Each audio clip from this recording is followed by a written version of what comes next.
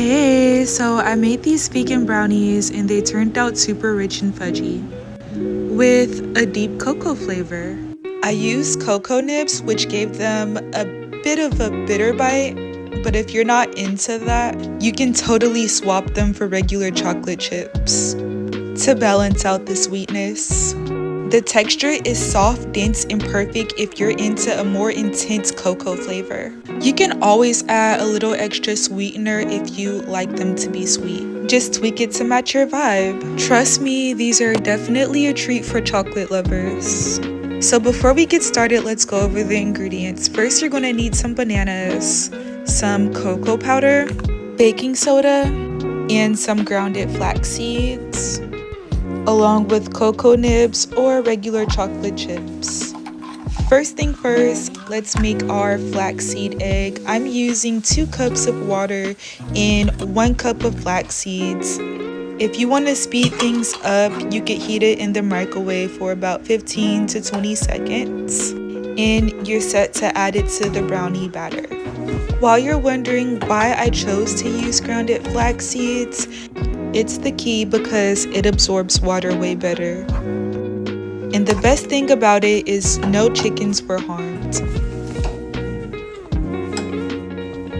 So now I'm gonna add 2 ripe bananas into a blender with 1 whole cup of cocoa powder, 1/4 teaspoon of baking soda for every cup of cocoa powder that you use, 1/4 cup of the flaxseed gel that we just made, or you can use 1/2 since we're substituting it for 2 eggs.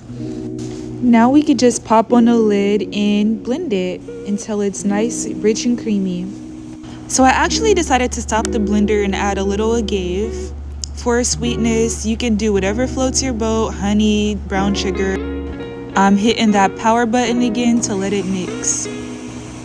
So there it is. You can see how gooey the mixture is, and now it's ready for the next step. Next, I'm coating my pan in some oil so that my batter doesn't stick once it comes out of that oven. Here I'm using a napkin to wipe some of the excess oil off. Now it's time to get the batter into this pan.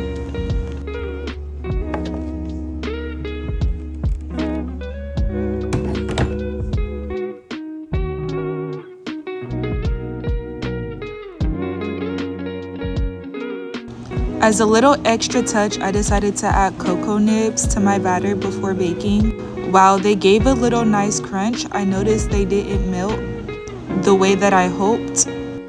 So if you want that classic melt chocolate effect, I would recommend using chocolate chips instead of cocoa nibs. Chocolate chips will melt beautifully and give you that rich, beautiful chocolate texture that we all love. Cocoa nibs are great if you like that deep chocolate flavor and that crunchy texture. Next up, I preheated my oven to 350 and I had it in the oven for about 30 to 40 minutes. And when it was done, this is what it was looking like. This is what we were working with.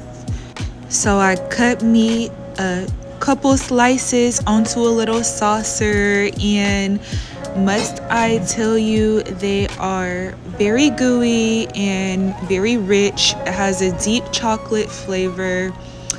The cocoa nibs obviously did not melt because it's literally the bean of a cocoa and it doesn't have any additives to allow it to, heat and get melty. So this is it. This is the results. You can see how gooey it is. It's identical. It has the texture, it has the look, it has the flavor of a brownie, so it's just about perfect. It just needs to be sweeter. So I want to tell you guys that you guys should add more sweetener than I did. To really bring this out, I would say add more honey or brown sugar than I did, and I wouldn't have such a strong chocolate flavor.